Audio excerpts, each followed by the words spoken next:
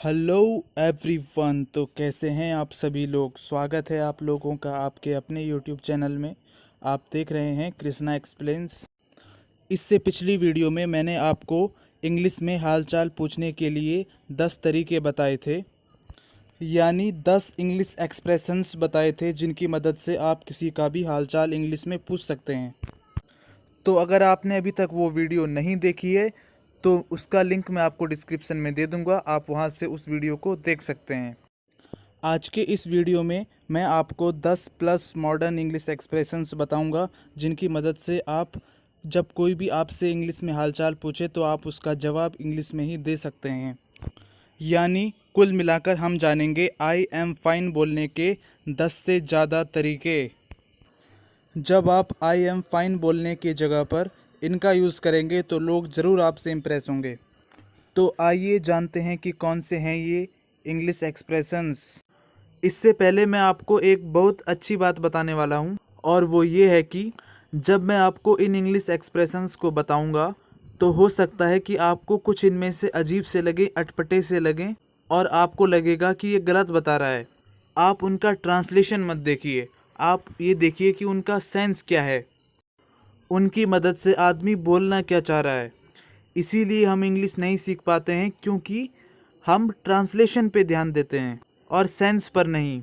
जब कोई native English speaker English बोलता है तो वो ट्रांसलेशन नहीं करता उसका हिंदी में। उसे हिंदी से कोई मतलब नहीं है उसका कि इसकी हिंदी क्या बनेगी, उसे बस अपनी बात को समझाना है। तो हमारा फर्स्ट इंग्लिश एक्सप्रेशन है I am fine thanks, how about you.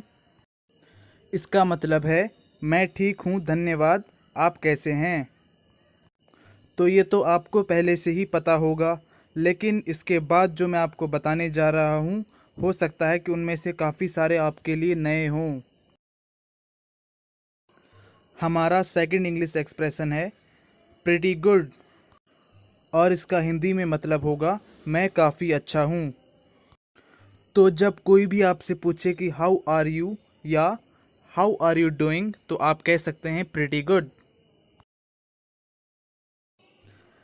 हमारा थर्ड इंग्लिश एक्सप्रेशन है नॉट बैड, तो इसका ट्रांसलेशन होगा बुरा नहीं हूँ।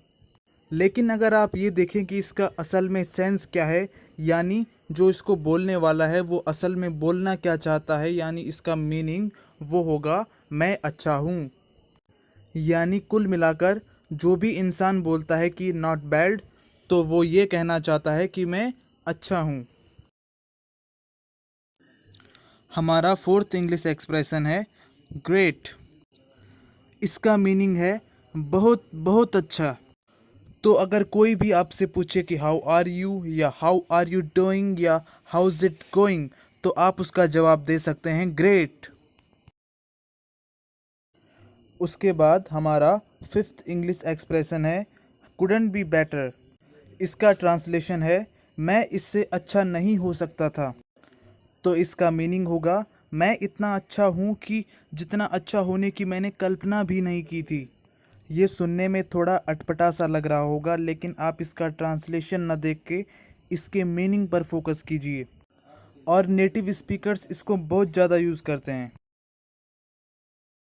हमारा सिक्स्थ इंग्लिश एक्सप्रेशन है कैंट कंप्लेन, और इसका ट्रांसलेशन होगा मैं कंप्लेन नहीं कर सकता। तो ये भी आपको थोड़ा अजीब सा लग रहा होगा, लेकिन इसका आप सेंस समझिए। यहाँ पे आदमी ये बोलना चाह रहा है कि मैं इतना अच्छा हूँ कि मुझे इसके बारे में कंप्लेंट करने की ज़रूरत ही नहीं है।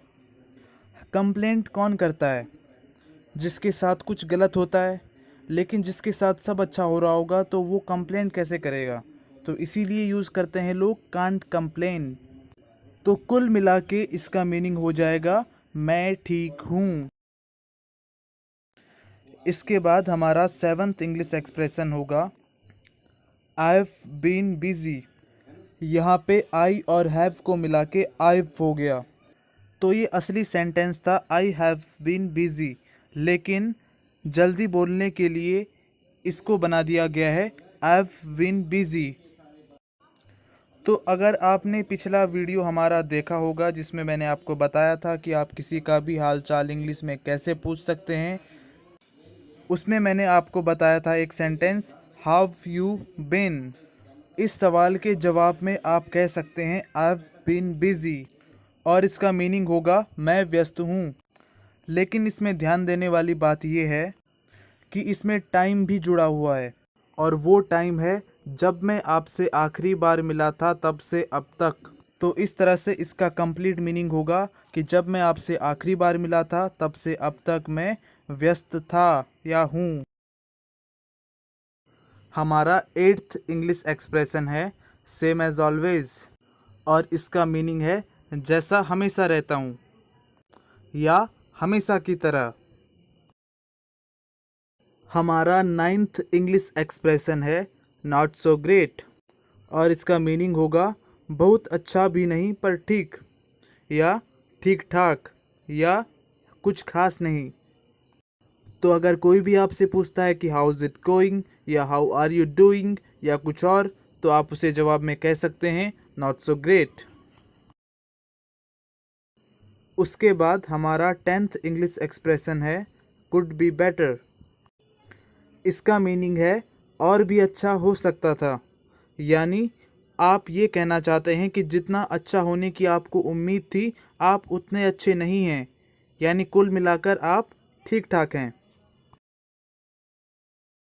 उसके बाद हमारा 11th इंग्लिश एक्सप्रेशन है नॉट मच, और जब भी आपसे कोई पूछता है कि व्हाट्सअप या व्हाट्स न्यू, तो आप उसे जवाब में कह सकते हैं नॉट मच, और इसका मीनिंग होगा कुछ खास नहीं। उसके बाद हमारा 12th इंग्लिश एक्सप्रेशन है ऑल राइट या आई एम ऑल राइट, और ये वाला जो इंग्लिश एक्सप्रेशन है ये बहुत अच्छा है और बहुत ज़्यादा यूज़ होता है। इसका मीनिंग होगा सब ठीक या सब बढ़िया।